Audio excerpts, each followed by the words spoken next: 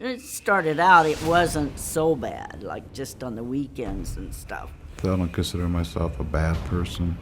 It's just that I was abusing myself, my body. It was a continuation of just drinking, drinking, drinking. It's crazy how much drugs affected my family. And by doing that, people around me, like my kids, were being, neglected because of my disease. What I always did is I never asked for help. I thought, oh, I got this whipped. But then it got to where I wasn't able to work. I got sicker and sicker. I gave up on life. We see a huge increase in homeless individuals, and with homelessness comes some mental illness and some drug addiction. I've been to jail. I did a couple year sentences in Snohomish County. And so we see the same people coming through our facility sometimes 16 times in a year. Those folks are also well known at our hospitals and our medical providers, and they're not getting the help they need, so they cycle through our facility almost on a first name basis. There's a lot of resources that, if, say I'm that person, get spent on me. I get housing in the hospital, I get food then, and I've got all these high-end people helping me. But as soon as I'm stable, those resources begin to fall off. I can't do this alone. When I get some clean time, I need to be around somebody. People in recovery especially need a place where they can reclaim a sense of belonging and family. And so, yes, Recovery Cafe becomes that for members. So Recovery Cafe, in terms of being part of the model, part of the continuum, to me it's a critical aspect of it. That there are a lot of individuals with addictions and with mental illness that do participate in more formalized treatment. But once that treatment is done, they don't know what to do. They don't know where to go. They haven't built strong relationships with other people in recovery, in part because they don't know how to do that. And there aren't places generally that allow for that environment where people that are striving to sustain their recovery can come together and support each other. Recovery Cafe offers that. Recovery Cafe is a support center for people who've been traumatized by homelessness, addiction, and other mental health challenges. It's founded on the belief that we heal and grow in the context of community. Recovery Cafe is more of a peer-operated program that's offering support not just to get straight or to manage your symptoms, but to sustain your recovery, to sustain your lifestyle in a positive way. Crisis tends to hit everybody, and that's when we see a lot of people relapse, is when crisis hits. And so if they've got a community that they can plug into or that they are plugged into, well, they can reach out to that community for their support and aid when they need it versus self-medicating like days of old. Believe me, it helps me a lot to see that other people hurt sometimes besides me. I always thought the universe was picking on me. I was the only one. God's after me, he's picking on me because I felt so isolated. But I don't feel that down here. But we don't do like one-on-one counseling per se. In a way, a lot of our members have a case manager. They have someone who does counseling. They go there once a month.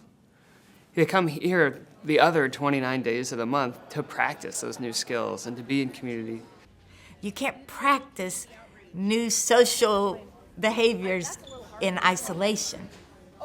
And so we're a community of people constantly practicing new behaviors that emerge from our new commitment.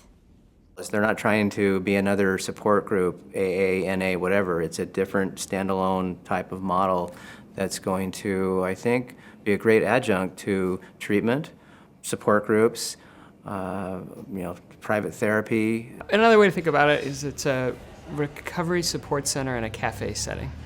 I think the idea of having cafe recovery and creating an environment that feels good, that's respectful, that demonstrates dignity, I think that's key it'll make people feel a lot better just by being there. The Everett Recovery Cafe is affiliated with the Seattle Recovery Cafe. We're financially independent. They are mentoring us as we start our own cafe in Everett, and we'll be following their model.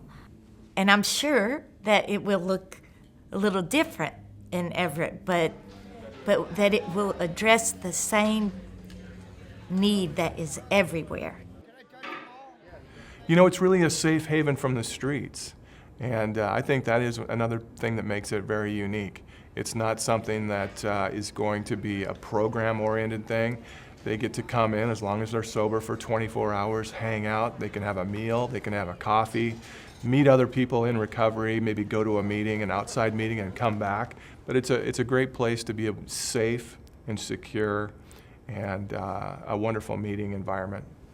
We're here to be a place for them to rest and to heal, but we also are a place that wants to intentionally craft an environment that allows them to take ownership of their lives.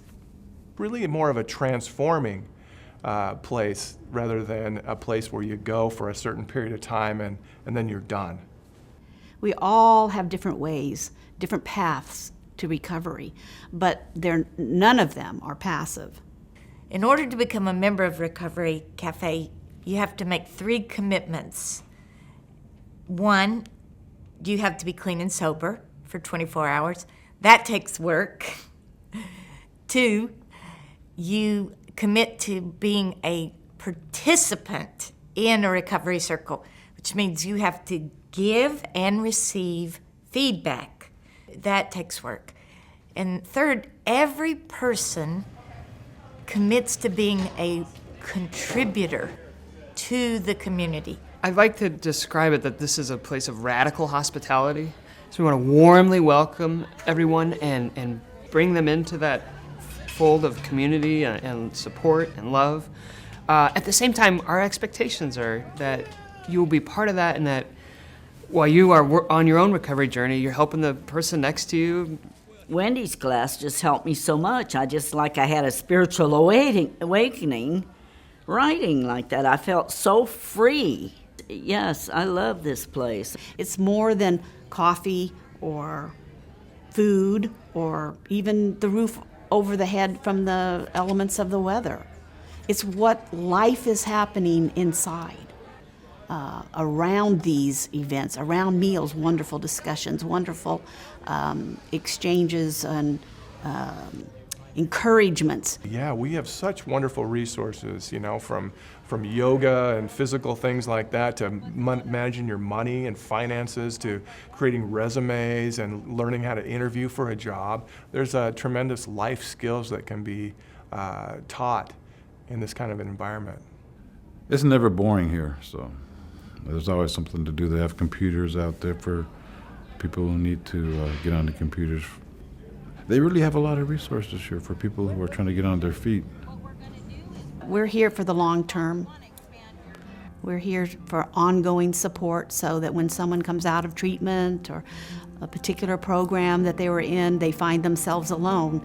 They don't have to live in isolation and continue the chronic cycle that they've been in, but they can break that cycle by becoming a part of this life-empowering and transforming community.